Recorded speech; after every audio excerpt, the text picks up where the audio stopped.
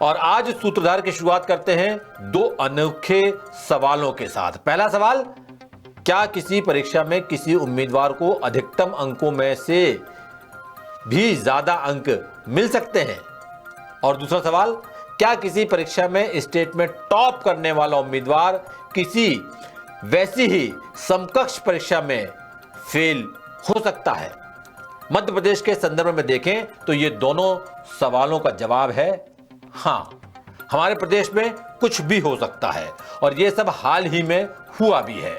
मध्य प्रदेश कर्मचारी चयन मंडल यानी ईएसबी ने 13 दिसंबर को जेल प्रहरी, सहायक जेल अधीक्षक, क्षेत्र रक्षक और वन रक्षक परीक्षा का रिजल्ट जारी किया है। और सबसे पहले यह खबर द सूत्र ने ही ब्रेक की थी कि परीक्षा के टॉपर को 100 में से 101.66 अंक मिले हैं, यानी जो टोटल नंबर थे उससे भी 1.66 अंक ज्यादा मिल गए हैं। और इस टॉपर महारथी का नाम है राजा भैया प्रजापति, जो सतना का रहने वाला बताया जा रहा है। हमारे खुलासे के बाद हर कोई हैरान है कि आखिर ऐसा गजब कैसे हो सकता है। द सूत्र ने सवाल भी उठाए थे कि राजा भैया समेत बाकी टॉपर्स कहां हैं।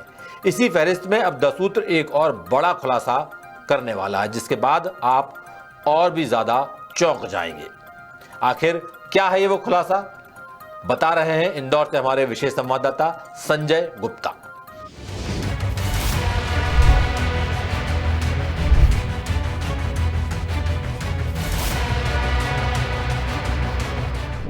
सरकारी भर्ती परीक्षाओं और रिजल्ट को लेकर मध्य प्रदेश कर्मचारी चयन मंडल यानी ईएसबी के रवैये पर सालों से लगातार गंभीर सवाल उठ रहे हैं। देश भर में चर्चित व्यापम घोटाले के बाद इसका 2 बार नाम तक बदला गया, लेकिन कामकाज जरा भी नहीं बदला, बल्कि ईएसबी अब और भी बड़ी बड़ी गफलतों को अंजाम दे रहा है। ताजा उदाहरण जेल प्रहरी वन रक्षक परीक्षा के रिजल्ट से जुड़ा है, जिसमें टॉपर को अधिकतम 100 में से 101.66 अंक मिले हैं। टॉपर का नाम है राजा भैया प्रजापति, जो सतना के रहने वाले हैं। आखिर कौन है राजा भैया प्रजापति और इनकी पास्ट हिस्ट्री क्या है, इसे लेकर द सूत्र ने गहराई से पड़ताल की। और हमारी पड़ताल में जो बात सामने आई वो और भी चौंकाने वाली और ईएसबी जैसी अहम सरकारी एजेंसी के कामकाज की पोल खोलने वाली है। पड़ताल की कड़ी में हमने सरकारी भर्ती परीक्षाओं की ऑनलाइन कोचिंग देने वाले शिक्षक गोपाल प्रजापति से बात की। उन्होंने हमें अगस्त 2023 में आयोजित पुलिस कांस्टेबल भर्ती परीक्षा के एक उम्मीदवार का रिजल्ट दिखाया। ये रिजल्ट किसी और का नहीं बल्कि राजा भैया प्रजापति नाम के उम्मीदवार का। राजा भैया पुलिस कांस्टेबल भर्ती परीक्षा में क्वालिफाई तक नहीं कर पाए, साथ ही एससी कैटेगरी में ही पास नहीं हुए थे। इससे पहले फरवरी-मार्च 2023 में आयोजित परीक्षा में राजा भैया 100% अंक ला रहे थे। हालांकि नॉर्मलाइजेशन की वजह से जेल प्रहरी वन रक्षक परीक्षा में उन्हें 100 में से 101.66 अंक मिल गए, लेकिन ये भी तभी मुमकिन है जब उम्मीदवार के मूल अंक 97-98 के करीब आए। ऐसे में सवाल उठ रहा है कि जो उम्मीदवार जेल प्रहरी वन रक्षक परीक्षा में मध्य प्रदेश के 5.5 लाख से ज्यादा परीक्षार्थियों के बीच टॉप कर रहा है, जिसे 100 में से 101.66 अंक मिल रहे हैं, वो भला पुलिस भर्ती परीक्षा में एससी कैटेगरी में क्वालिफाई क्यों नहीं कर पाया, जबकि जेल प्रहरी वन रक्षक भर्ती परीक्षा का पेपर पुलिस भर्ती परीक्षा से काफी आसान था। और यही सवाल ऑनलाइन कोच गोपाल प्रजापति भी उठा रहे हैं। जेल प्रहरी का रिजल्ट आया है और जेल प्रहरी के रिजल्ट में मेरिट के अंदर इन्होंने लगा दिया है, भाई साहब क्या नॉर्मलाइजेशन लगा दिया है। इतने नंबर लाना कभी संभव नहीं है। एक ही जगह से ये 2 बच्चे टॉप किए हैं, ये सबसे बड़ी समस्या है। तो क्या ये फर्जी गैंग केवल यहीं पर सक्रिय है? और ये जो बच्चे हैं, क्या इन लोगों ने जिनके 100 में से 101 नंबर आए हैं, क्या इन्होंने एसएससी का एग्जाम दिया था? एसएससी में कितने नंबर आए? और उसी के भाई 2-4-6 महीने पहले एग्जाम हुआ था क्या का, पटवारी का, तो क्या पटवारी में इन लोगों ने टॉप किया था? नहीं। तो ये देखने वाली बात होगा कि इतने ब्रिलियंट बढ़ने वाले बंदे हैं, इन लोगों के उधर नंबर क्यों नहीं आए? क्यों? मैथ्स तो वहां भी आया था, हिंदी वहां भी आया था, साइंस उधर भी पूछा गया था, जीके जीएस वाला पार्ट उधर भी आया था, तो पूरा इसका सिलेबस एज इट इज वहां पर भी था। तो इन लोगों के कितने नंबर आए ये भी देखना है, क्योंकि ये तो एक्सपर्ट लोग थे ना, एक्सपर्ट थे ये तो। 100 में से 90, 95, 96 नंबर लाने वाले थे। तो क्या अदर 100 नंबर में ये लोग 50 नंबर नहीं ला सकते थे क्या? रीजनिंग जैसा विषय अगर उधर मिल जाता, जीके जीएस वाला पार्ट मिल जाता, तो ये एक बहुत बड़ा स्कीम है।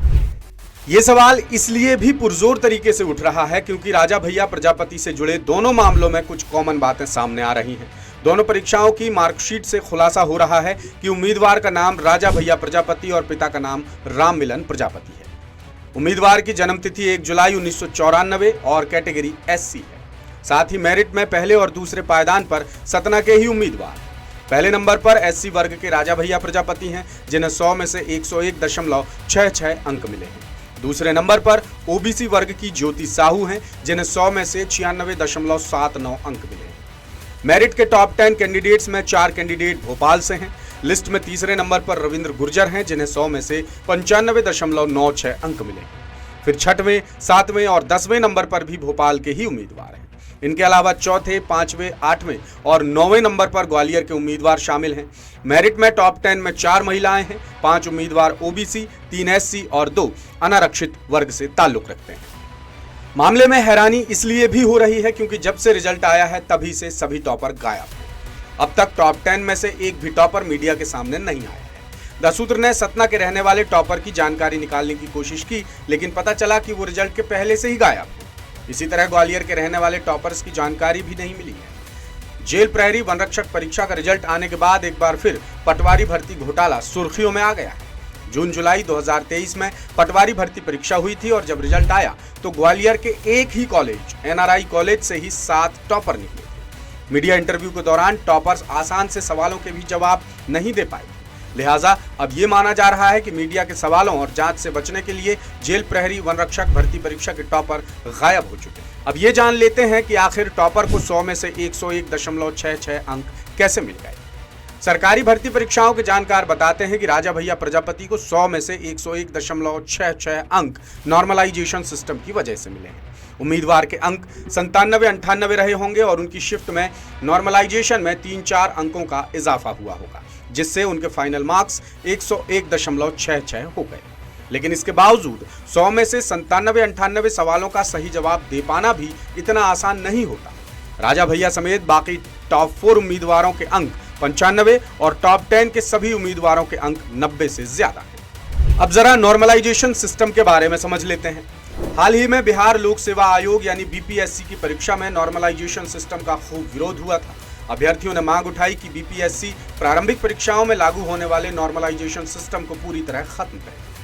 जब एक से ज्यादा शिफ्ट में परीक्षा होती है तो परीक्षा कराने वाली संस्था नॉर्मलाइजेशन सिस्टम के तहत सभी अभ्यर्थियों के अंकों को सामान्य कर देती है। कई बार पहली शिफ्ट में बेहद आसान पेपर होता है, ऐसे में पहली शिफ्ट की परीक्षा में बैठे छात्र ज्यादा सवाल हल करते हैं, जबकि दूसरी शिफ्ट में कई बार पेपर कठिन आता है, ऐसे में अभ्यर्थी ज्यादा सवाल हल नहीं कर पाते और जितनी शिफ्ट में परीक्षा होती है उनमें शिफ्ट के आधार पर नॉर्मलाइजेशन कर दिया जाता है। कुल मिलाकर एक से ज्यादा शिफ्ट में परीक्षा कराने वाली संस्था अभ्यर्थियों का नंबर औसत करने के लिए नॉर्मलाइज करती है। अभी MPPSC और MPESB समेत UPPSC, UPSSC, पुलिस भर्ती परीक्षा, रेलवे भर्ती बोर्ड, NTA समेत कई परीक्षाएं एक से ज्यादा शिफ्ट में आयोजित होती हैं। नॉर्मलाइजेशन को ऐसे भी समझा जा सकता है कि मान लीजिए 15 और 16 दिसंबर को कोई परीक्षा आयोजित हुई। 15 दिसंबर को परीक्षा देने वाले अभ्यर्थियों का औसत नंबर 150 में से 110 रहा और 16 दिसंबर की परीक्षा में बैठे अभ्यर्थियों का औसत नंबर 100 ही रह गया। ऐसे में परीक्षा कराने वाली एजेंसी पेपर के कठिन, आसान या सामान्य होने का निर्धारण अभ्यर्थियों के औसत नंबर के आधार पर ही करती है और दोनों दिनों की परीक्षा के आधार पर सभी अभ्यर्थियों का नंबर नॉर्मलाइज कर दिया जाता है। ऐसे में दूसरे दिन की परीक्षा देने वाले अभ्यर्थियों के कुछ नंबर ऑटोमेटिकली बढ़ जाते हैं, जबकि पहले दिन की परीक्षा देने वाले अभ्यर्थियों के नंबर ऑटोमेटिकली घट जाते हैं। इसी वजह से नॉर्मलाइजेशन सिस्टम को स्टूडेंट्स के लिए घातक बताकर इसे खत्म करने की मांग की जा रही है और मध्य प्रदेश में जेल प्रहरी वन रक्षक परीक्षा के टॉपर राजा भैया प्रजापति को 100 में से 101.66 अंक मिलना गंभीर सवालों के घेरे में है और इसी के साथ एक बार फिर MPESB के कामकाज पर गंभीर सवाल उठने लगे हैं। लेटेस्ट, इन्वेस्टिगेटिव और इन डेप्थ खबरें देखने के लिए ज्वाइन कीजिए द सूत्र का व्हाट्सएप चैनल, सब्सक्राइब कीजिए YouTube चैनल, लाइक कीजिए Facebook पेज और पढ़ते रहिए वेबसाइट www.dasudr.com।